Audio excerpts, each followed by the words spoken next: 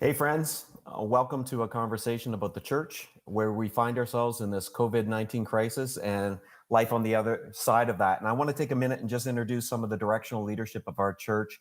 And hey, if you're not already in the chat room, jump in because we'll be taking questions throughout some of our dialogue here, and we'll be at the back end trying to answer as many questions as we can, and hopefully extending the conversation even beyond this moment. But I'll first start by introducing Matt Smith. Matt is actually a professional drummer and multi-instrument genius, and he kind of found his way into the church. I always think of it like through the side door, in that he didn't come the traditional route, but through that creative process and then his leadership, he oversees at our church our weekend experiences, the creative arts area, as well as he oversees our staffing and operational side of the church.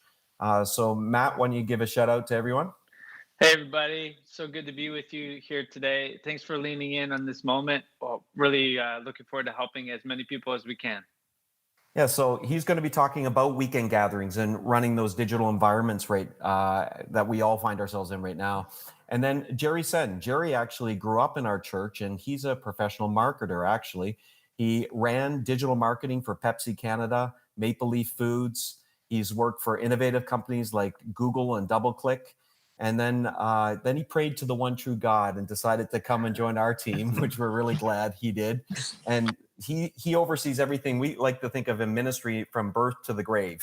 So he oversees all that our next gen team that does a fantastic job here, outreach, discipleship programs, as well as he's been a key voice in helping us shape our communication side. So Jerry's going to be helping us with communications in this era we find ourselves in right now. Jerry, why don't you give a shout out?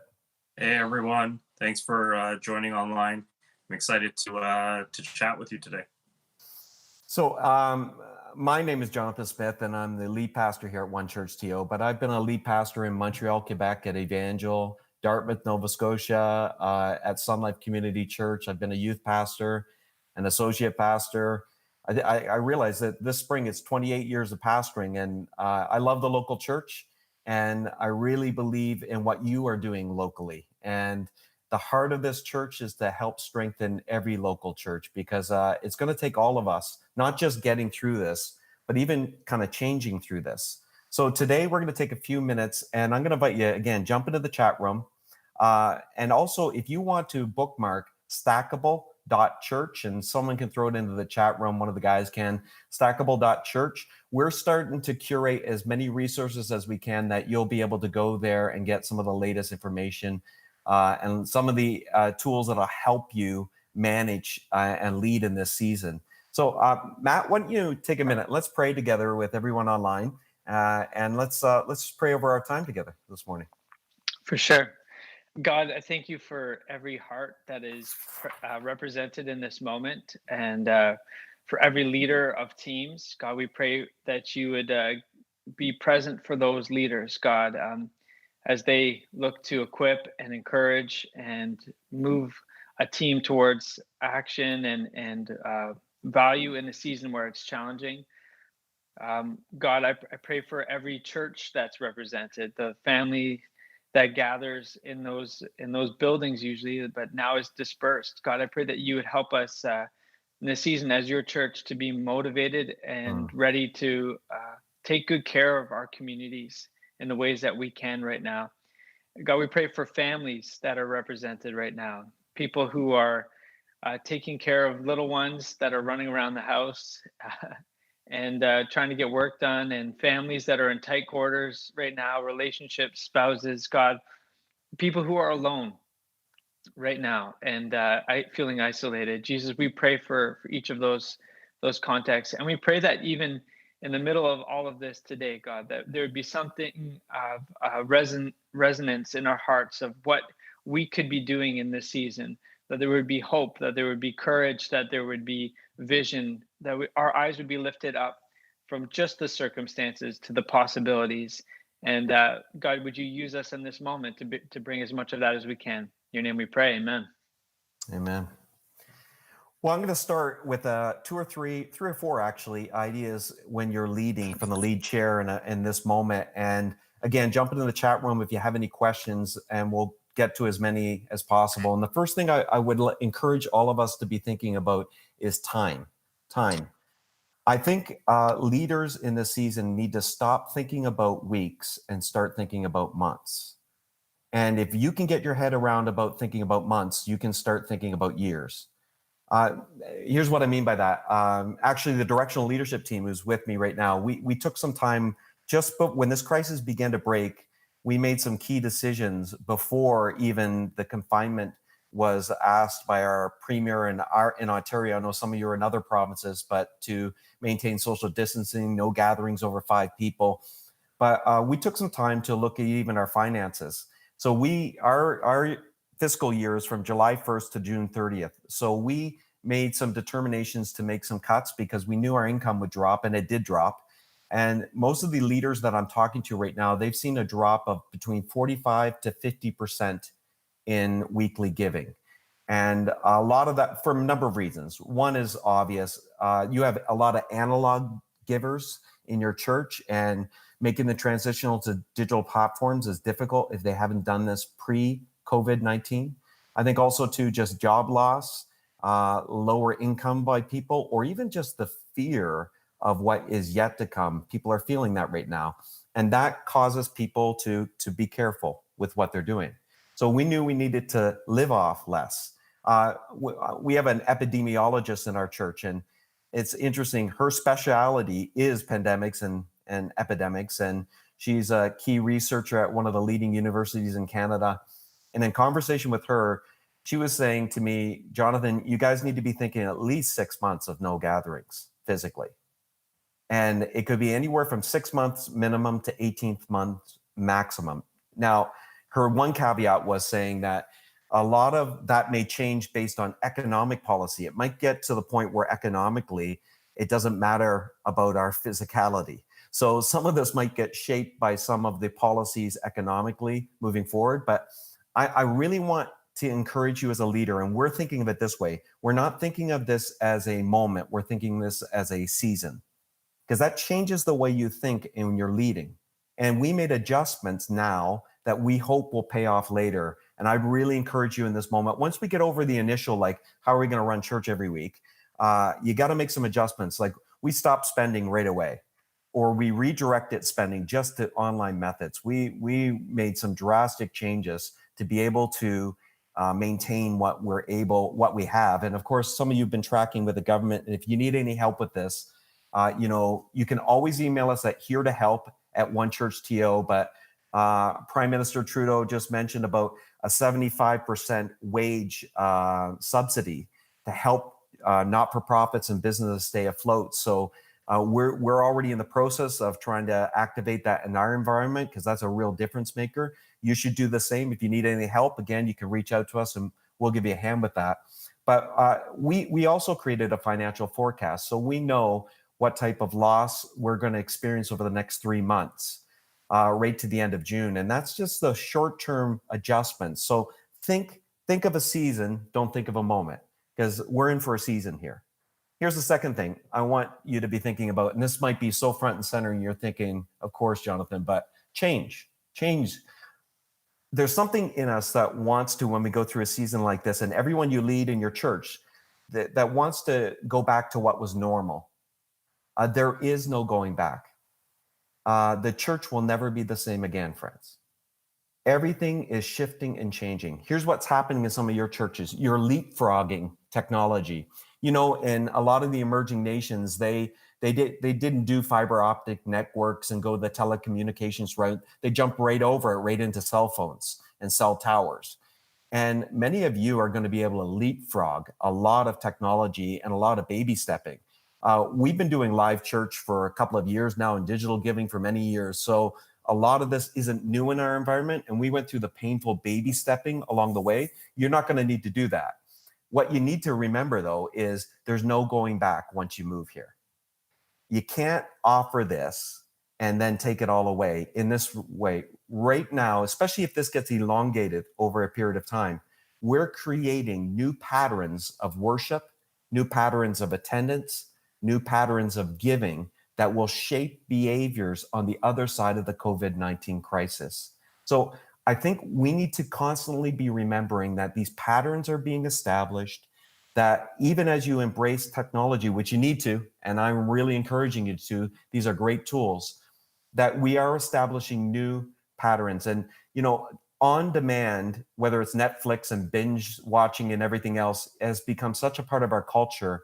And the people in your church and the people in your community have a different way of accessing truth, technology, and life. And you have the opportunity to bring it. So we just need to change some of our thinking. Now, what happens when, and this is where I'm even starting to have conversations with our directional leadership team and others, is what happens when we go back to live in-gathering moments. All I know is if you have a digital option, get ready to keep it while you go back to live physical gatherings. And here's the temptation you're going to face, and I'm going to really encourage you as strongly as I can not to give into this temptation. Your temptation is going to be to not offer as good of an offering on your digital platform, so you encourage physical attendance. Listen, don't starve your digital platform to create a physical platform. You need both of them being strong. Here's what I think in our live environments and our conversations right now is how, when we go back to live and gatherings, how can we make them so special and different? Not at the expense of our digital platform, because we want them to be special too. But there are certain things you can only do in physical gatherings, and you need to do them really, really, really, really well. And there are certain things you can leverage in digital gatherings you should leverage really well. So I'd encourage you to be watching a number of good churches that do digital platforms really well. You'll learn a lot of tips. We learned a lot that way. And, you know, I think in all this process, be humble enough to ask for help. I think I would speak for Matt and Jerry, and they would probably echo this. We all along the way, that's all we've done. We've reached out to people that are always a little bit further ahead and just asked for help, because we're not experts. We're sojourners with you and with others in this journey, and we want the church to win at large. So think about that live experience now. Think about staffing. Man, there's a gift in all of this, and I hope the gift is, even in the decline of the Canadian church, I hope the gift is that we stop hiring staff to do what volunteers could be doing. And we started realizing that every staff member in a church needs to be an equipper to help other people do the work of the ministry. And that means that we can't be addicted to some of the things that we get from ministry. We need to really be focused on setting others up to be able to minister. So think of time, think of change, and then think of opportunity. Now, I already know if you're on this live feed, you're probably in this mindset already. We got to move away as quick as we can from a crisis mentality to an opportunity mentality. And that doesn't mean that our culture isn't facing a grave crisis. It just means that the church has always thrived in crisis. We have the opportunity to bring the good news to people who might be more spiritually open or receptive right now than they've ever been. Remember 9/11? That was a great opportunity for the church because people's hearts resonated and they were ready to go there. We need to walk towards the mess. That's our little expression on our staff team. Walk towards the mess, roll up our sleeves, and be a servant to our cities, our neighborhoods, our neighbors, and others, while other people are shrinking back. This is the time where the church has always made its reputation. What a great opportunity for us. So with that opportunity, Dale, we need to realize too, the gift in all of this is all of us in the church world, we're invited to go to detox. We've been addicted to a lot of things, especially the church in Canada, where we become overly dependent on many things. And there's a gift in this. It's kind of cutting off some of that addiction pieces that we may have. We've been addicted to, and I can say this, we'd say it at One Church TO, we've worked through this painful process. You can get addicted to style over substance. That how we come off or the cool or whatever it is.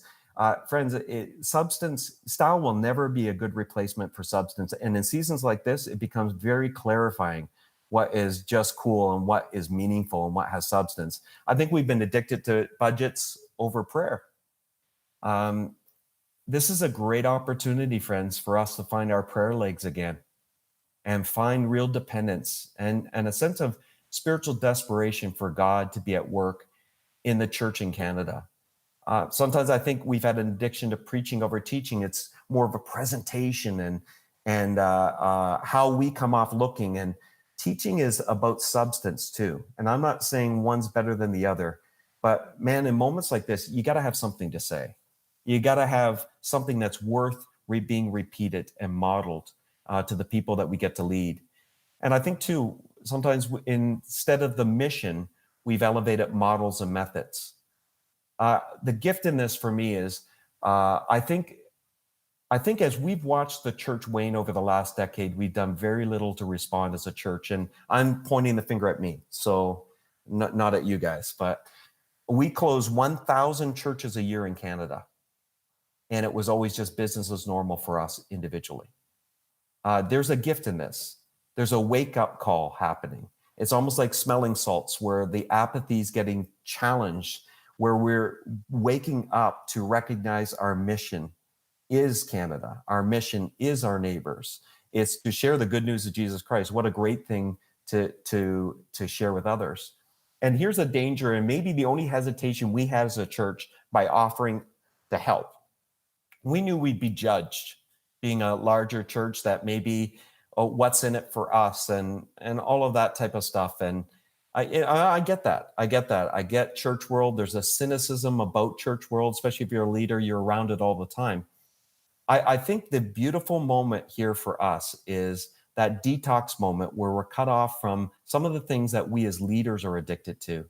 And sometimes we become addicted to comparison and copycatting.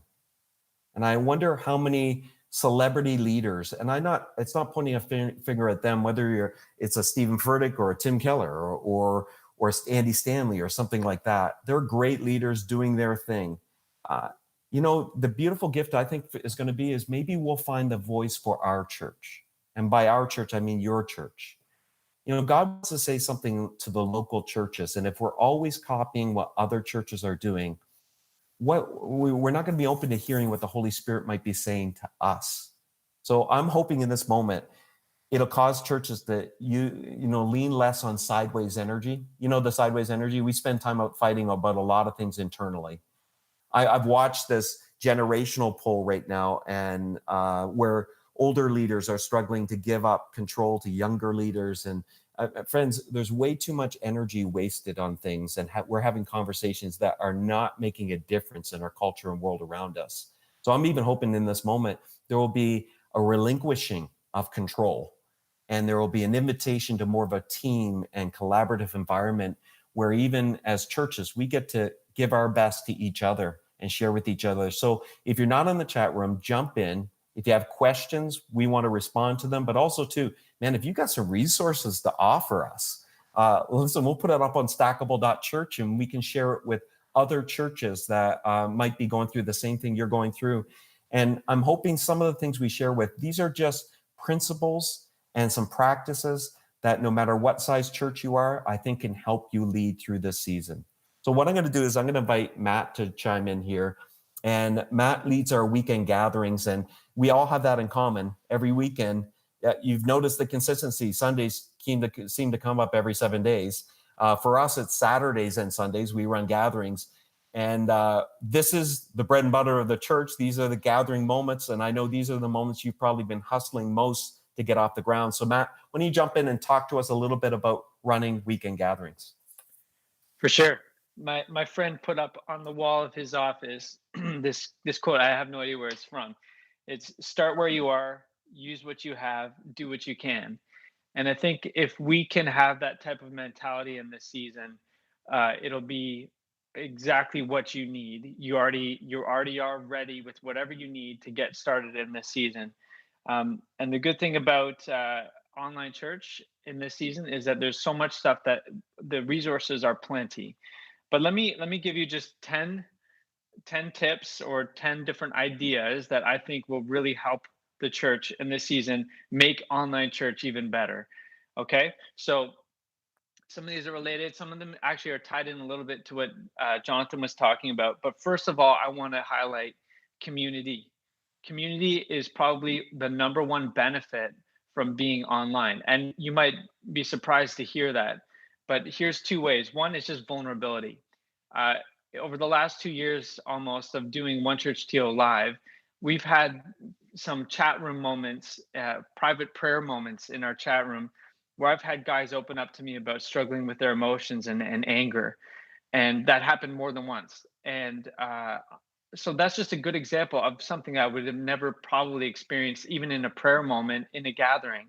I've never experienced someone come to me and ask for that type of prayer. And it's consistent where people are able to say and express some of their vulnerabilities in a moment where it would be actually tough to do it if you were in the gathering with each other. Just that social pressure is a little different. Second thing, I think it really lowers the stage.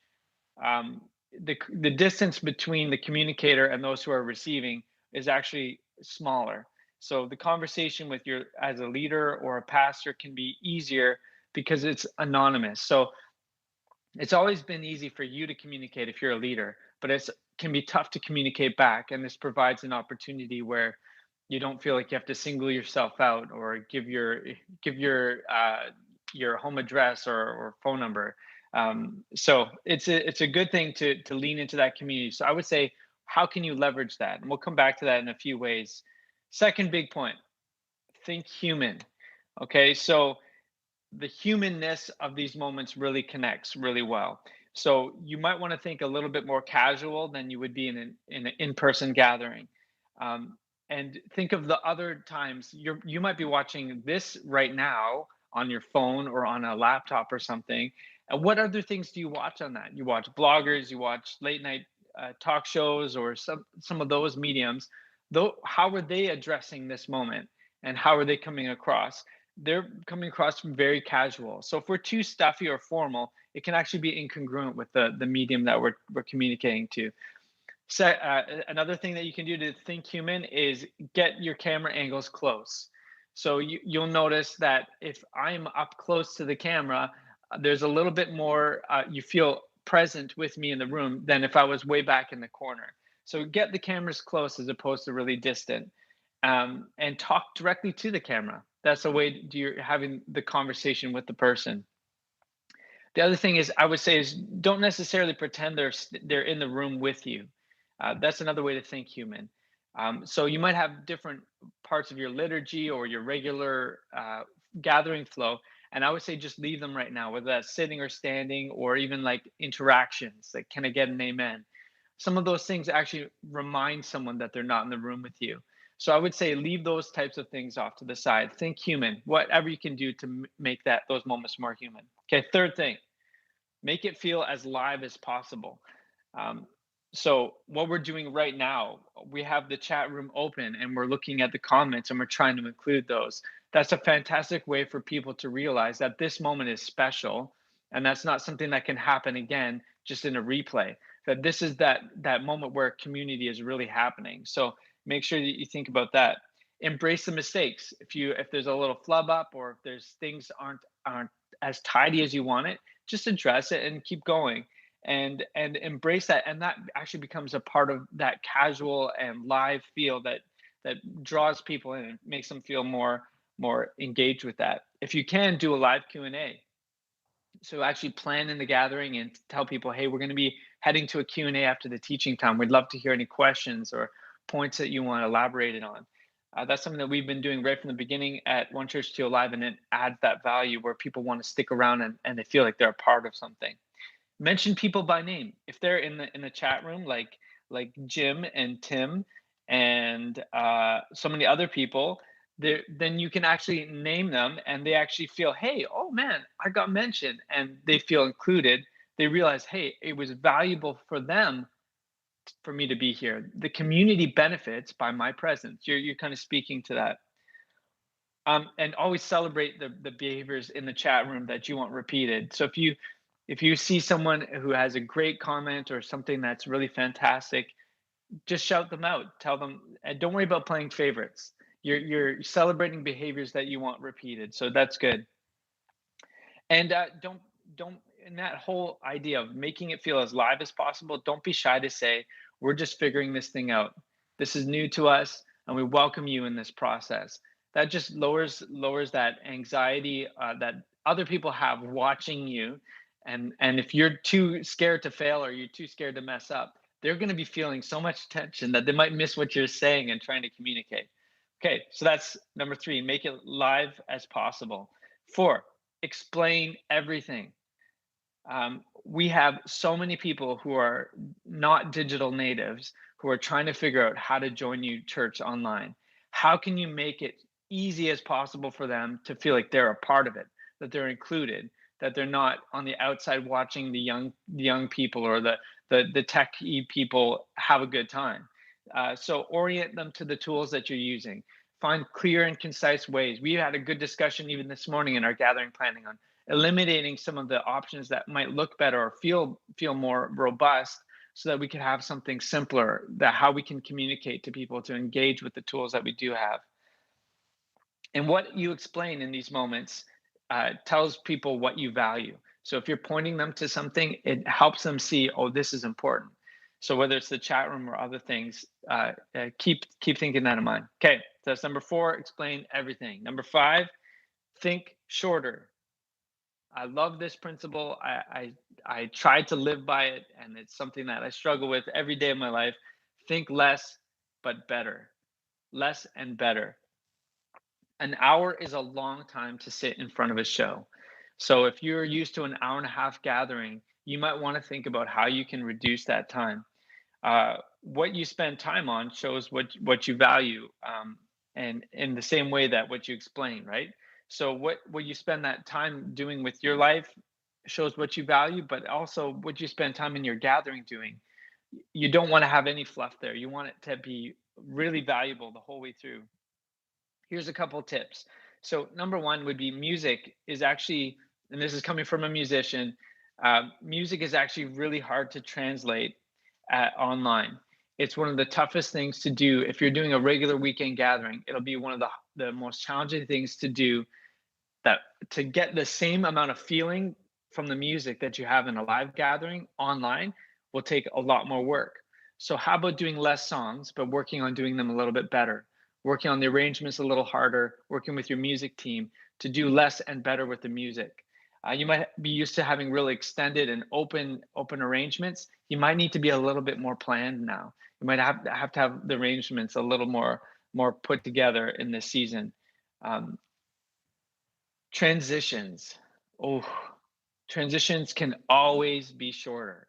Always, even in live gatherings.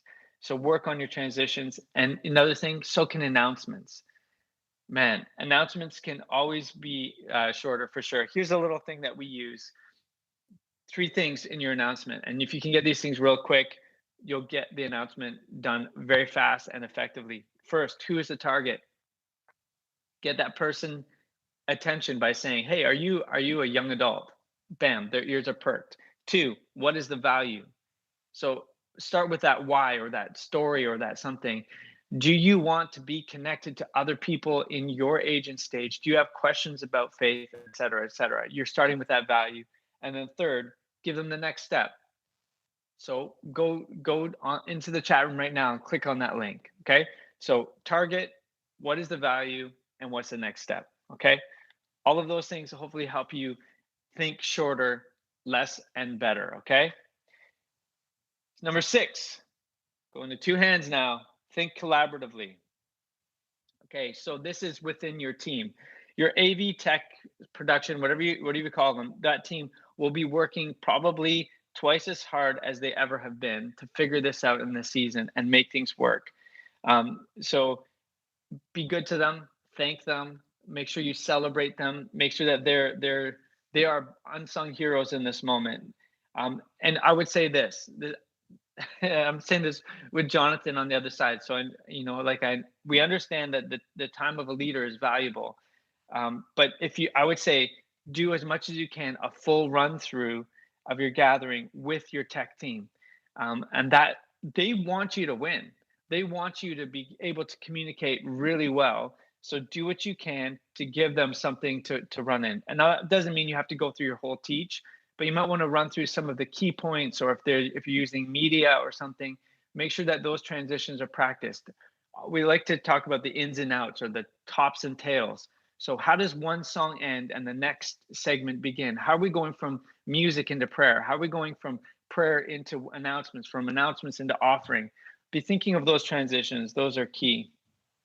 Okay, so you might be like me. I'm always thinking critically, and I'm ready for the debrief. But if you aren't available for the run through, then I don't think you can come back with a debrief. A lot of those debrief notes are sorted out in a run through, so make sure you're at that run through. Okay, and listen to that tech team. Again, unless they're an unhealthy team, which hopefully you're leading them towards health, they want you to win, and so listen to them. They have your best in mind. Okay, so that's number 6. Think collaboratively. Okay, and that was just from the angle of tech mainly, but there's a lot of different ways you should be thinking collaboratively right now. Number 7, what would make it more comfortable for you? Okay, so a lot of times I would coach our worship leaders. There's always a balance here, but if you're trying to sing a song in a key that you can't sing it in, no one is going to sing along with you, even if it's in a better key for the congregation. So you have to think about, at some point, how are you going to be able to communicate at your best?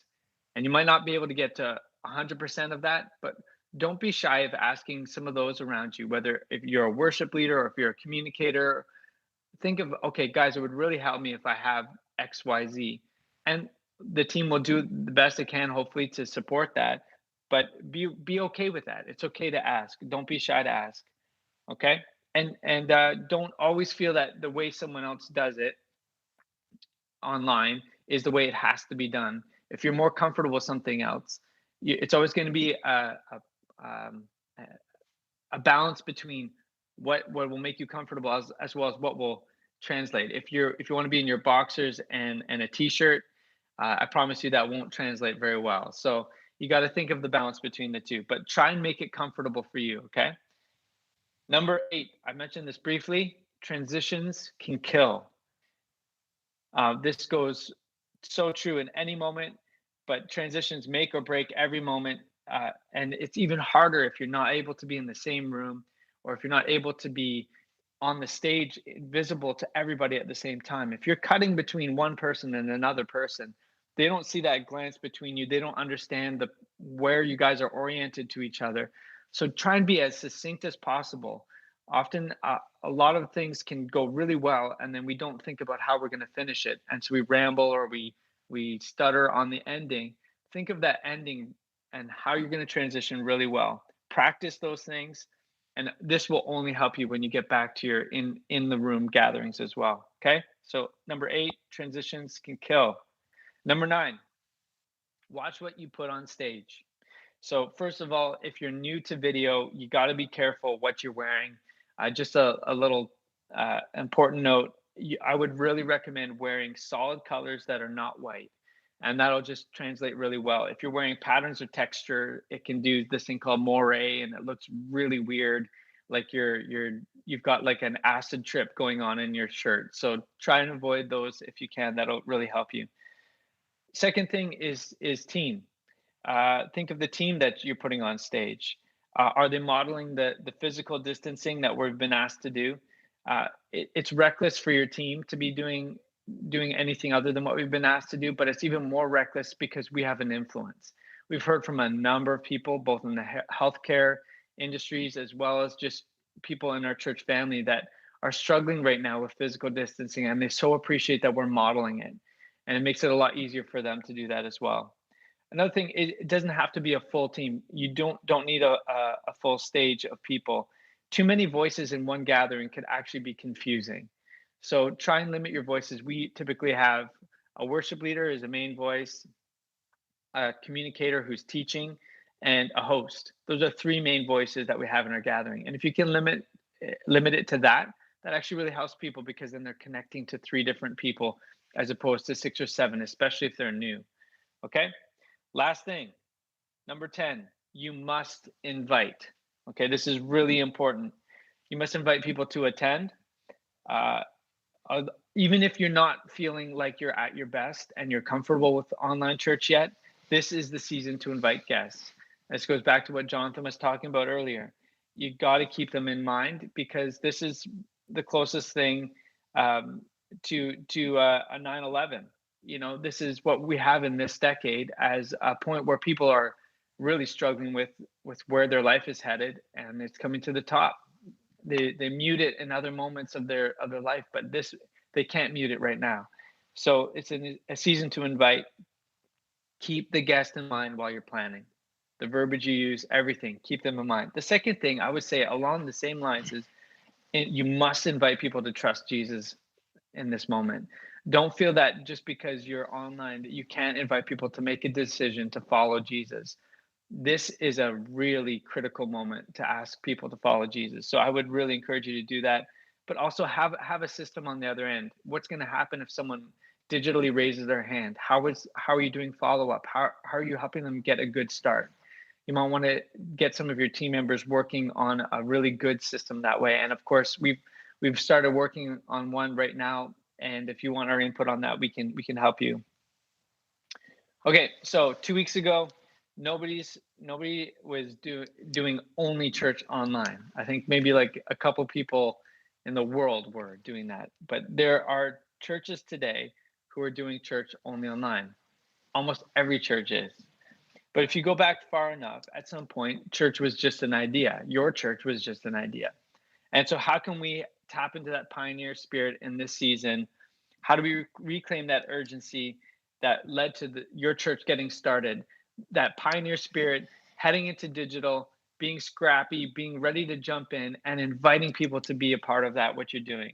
Start where you are, use what you have, do what you can. Hope that's helpful. Thanks, Matt. Appreciate that, man. And so again, go to here to help at onechurch.to. Email us there if you'd like any help with your streaming, how you do streaming. I think I just put in the chat room if you want help with finances, if you want help with some of the leadership. But I'm going to turn it right over to Jerry, because Jerry's been just so helpful for us as a church in communicating. So Jerry, why don't you take it away, man? Yeah, thanks, Jonathan. So a lot of great things said from Matt and Jonathan around kind of what's happening in our world right now, especially with COVID and this time, and how churches are moving online. So just to kick things off, and just want to encourage you, 3 things. So now's the time to start. If the world of digital has been confusing to you, now's the time to start figuring it out. It's a space that is open source, it's free, and the ability to get access to resources is unlimited. So there's no better time to get your church online than right now. The second part I'd say is money isn't everything. So the beautiful part about the digital world is you can win in this space without having to spend thousands and thousands of dollars. So a small church can do this, a big church can do this, a medium-sized church can win in the space. It's not about money. It's actually about really good planning, being creative, and especially being timely and relevant with your communications. Those are critical things. And then just the third thing is around it's a marathon and not a sprint. So you might be in a church and you're looking at your digital communications and you're thinking to yourself, oh, we're behind, or we're never going to get to where we need to be. Look at what you're capable of doing right now and take that first step. Create your own benchmarks and start growing from that place. It's never really a good thing to look at everyone else and start to either copy them or try to achieve their types of numbers. Every church is different, every community is different, and there's so many dynamics. So really focus on what you're capable of doing, and then take those first baby steps. So I'm going to talk about 3 questions today that every church leader can ask themselves in this digital world. So the 3 questions are: do you exist? Do you connect? And do you direct? So I'm going to dive into the first one on do you exist? So this is all around digital awareness. So what I mean by awareness is, are you online? Is your church online? Do you have your services hosted online? Are you easy to find through Google search? If people in your community are going to find an online offering, are you there? Are you in the top search ranks? And can people find you in an easy way without a lot of friction? Are you on social media? Do you have an Instagram account? Are you on Twitter? Are you on YouTube? Do your leaders have those accounts? Does your pastor have their account? And are they relatively active? And I'll talk about more about engagement and the activity in that next question. But this section is all about, do you exist online, which is critical, especially in terms of what's happening right now. And let's just say that you have all of that covered and you're like, yeah, I'm online, everything's working really good, I've got a website, I've got all my social media accounts. The second layer to that part is a paid component.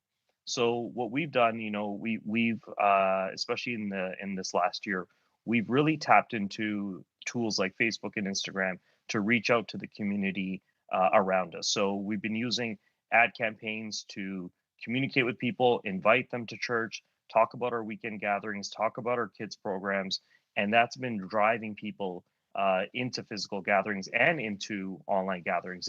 And you can also do that too. The tools are all free, but the dollars that you would be spending to advertise to the community around you, that would cost you some. And you could look at that to say, what is the square that you're looking at in terms of the community around you that you really want to speak to? And if you need any help on that specifically, because I know this could really get into some advanced stuff, feel free to reach out to us and we can definitely help you in that area. The second part I'll want to dive into is, and it's probably the biggest part, and some of the areas that churches can excel in and some churches aren't doing that great right now, is around, do you connect? And that's all about engagement. So when engagement's all about is around building content for your community and your church. So what do you have to say to the individuals that are looking to connect with you? And there's a lot of stuff that churches can actually say. Churches actually have a ton of content that they could be sitting on. They come in different forms. They can come in weekly based content or weekend based content. They can come in the forms of kids programming, adults programming, seniors programming. All of this content can be put online for your church to follow. Some of the things that we've done during this time is we felt that we needed to speak to our church on a regular basis, so on a daily basis. So we launched this thing called Take 5, and it's basically 5 minutes, both for our adults and for our kids and our youth, where we take 5 minutes and we have a conversation with them. We have basically a daily devotional time, and we found that that's been really well received by our church and is just delivering a ton of peace for people through this period. But that's something that we didn't have going before. And through this time, we're just able to get it up and running. Very simple. Matt, Jonathan talked about this earlier. It's really simple stuff. It's turn the phone to yourself and plan out some content and start talking about something that you feel that can benefit your church family through this time. Another thing that we've ventured into is texting. So during this time, we've used a platform called Text in Church, where people can text the word peace into our church phone number to receive a daily message from us. So another really, really easy way to get content to our church family simply by using the technology in front of us. And back to what I said earlier, a lot of this technology is either free or very low cost. That's the beautiful part about working in the digital space. There's no big mainframes and all of that. All of those days are gone. This is all online software. It's all SaaS based. It's cheap and it's super effective. And majority of the churches can get online for really inexpensive in a really inexpensive way. In terms of our online gatherings, so how do you connect with people online? So we've been hosting our gatherings online. We've been providing people an archive for them to go back to watch. You can watch it on our live stream. You can watch it on YouTube. So many different ways to engage. You know, one thing I found that's really cool is some of our worship leaders and our production teams, they'll go live on their Instagram accounts to do kind of a behind the scenes aspect of what's going on. So what they'll do is they'll kind of talk about what they're doing to prep in their own little spaces before this online gathering starts. And that just gives the entire church family some insight into what's happening behind the scenes. It's very casual. It's just a great way to connect with people. One of the things that this entire team, the leadership team, and some others on our staff have been helping out in is launching an online groups night. So what we did is we, during this time with everyone physical distancing from one another, we launched an online groups night for the entire church. So we know that our church can't meet together in their community groups because we have community groups that are placed all around the GTA. We know that they can't actually do that. And I would say a good chunk of them aren't familiar with some of the technology and the tools available to them. So what we did is we launched an online version of that. And we found that that's been so helpful for our church community. People are coming in. There's hundreds of people who are watching this every week. And a good, I believe it's about 50% of the attendance is actually in the chat room, chatting, asking questions, participating. And all of these things are just done through an online platform. And a matter of getting our message out to the church, engaging them, the amount of gratitude that we've seen from our church family to say, I can't believe you guys are doing this for us. This is amazing. You're keeping church running for us. This midweek moment is amazing.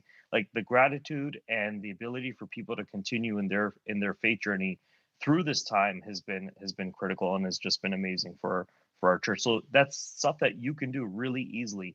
Again, church online platform. A lot of the tools I talked about earlier are pretty much free or very low cost. So you can also jump into that and start up. And if you guys need any help, for anyone who's on the chat room and watching this, or you're watching this after, feel free to reach out to us because we can definitely help you get up and running. The last part is all about, and Matt touched upon this in terms of, do you direct people? So the last question is all around, how are you moving people to take their next step? So for example, during our gatherings, our online gatherings, we're asking people to raise their hands. We're asking people to request prayer. We're asking people if they want to come to Christ, they can also press a button. There's an entire workflow that happens thereafter. So we also have an option around, if you're new, raise your hand. If you're new, tell us you're new. And there's an entire framework that comes in after that. So pastor would reach out to them and make sure that they're well cared for. All of the things in building awareness and engaging your church all lead towards directing them to take that next step. So whatever you're doing in the digital space, you could do awareness really well, you can do engagement really well, but if you're not really closing it out and helping that individual take a next step, the first two steps are providing a lot of return for the work that you're putting in. So we really, when you're planning out your content, when you're planning out your investments in terms of how you're doing your communications, really think about where you want people to land and ensure that that landing place is conversational, it's well cared for, and that individual can get a great experience at that final place where you really want to take them. So those are some of the three questions I would say that every church can ask themselves as they're planning to either venture into the space, or they're already in the space and they really want to improve through this season in terms of what's going on. Thanks, Jerry. Listen, I know we're throwing a lot at you today, and you might hear either Pastor Matt talk about your tech team, and you might say, I am my tech team. I am the tech team there. Listen, I'm hoping that you'll feel like your tech team just got expanded because we do want to help support you in these moments. And again, it's in the chat room. You can, if you have any questions right now, we're going to go into a Q&A time. So just go ahead and let those questions fly into the chat room. But as you're doing that too, just to remind you, we're here to help at onechurch.to. If you ever want some coaching, like a 30-minute Google Hangout with one of our staff members, some of the areas, like maybe it's finances. I watched churches this last weekend struggle to get digital financial platforms up and going. And some of them, I even saw them tweeting out a Google email address asking for e-transfers to it. Be very careful how you handle money in this moment. Make sure that you're using established platforms. If you need a hand, our finance team will help you establish your own platform and help you walk you through those steps. So you can just, again, go to that email address and someone will help you with that. Or maybe it's even financially forecasting. What are we going to do? Keep going back to stackable.church. We'll try to update it with the wage funding, 75% Subsidy, that yeah. Thank you. I was looking for that word, and Jerry, the communications guy, came through with the word.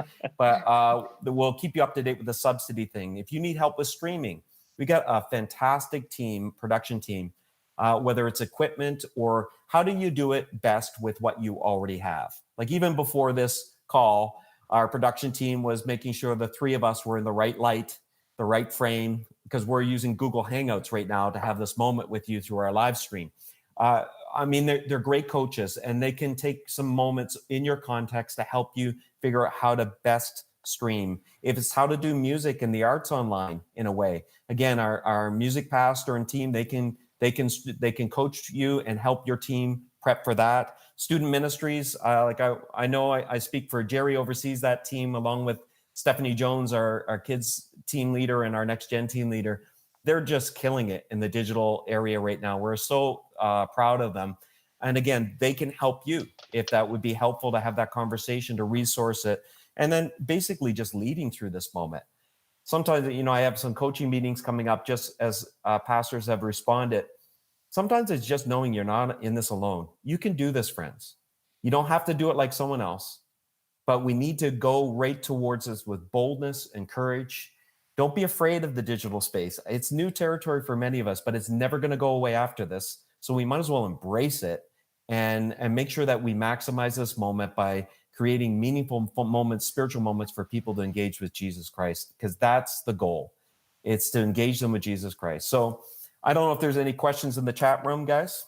Yeah, well, there's some that came up. We did try to throw some links in there. So there are some extra links. If you're not in the chat room right now, you might want to jump in there. But for those who watch later, it might be worth just mentioning real quickly what some of our answers were. So someone asked about trollers. How do you deal with people who are negative, disruptive? In the platform that we use, you can actually ban a user or delete someone's comment. So if it comes to that, you can do that. But we typically try and redirect people. And how you handle someone who's not behaving well actually can speak a lot about your actual position as a church, of a place of grace, a place for people who are not perfect and not okay to be welcomed. And there's a boundary line that someone could cross, but Pastor Jonathan's also put a link in there to a video that you might want to watch. Someone was asking about the gathering length and teaching time length. So we're aiming right now for 60 to 65 minutes. And teaching time, we're aiming for 25 to 30 minutes. And then we're also including a Q&A as part of our gathering as well. Sorry, I'm scrolling down. I knew there was one more, or maybe I might have got them all. I think that might be it, unless there's any new ones. I think that's it right now. Okay. Well, if you have any questions, this is your last chance to put them in the chat room. Otherwise, take advantage of these coaching moments, and we'd love to come alongside you. I think this lesson, as leaders, just remember to hold on to this last thought. I've watched people that were highly critical of digital forms of church now in this season hustle like crazy to create a digital form of church. And it's been a good reminder to me because often the church is more known for what they're against than what they're for. Don't be that leader. Don't be that leader. We make adjustments. Let's not be afraid of change. Just don't change. You know, I love the analogy in your home, there are load-bearing walls.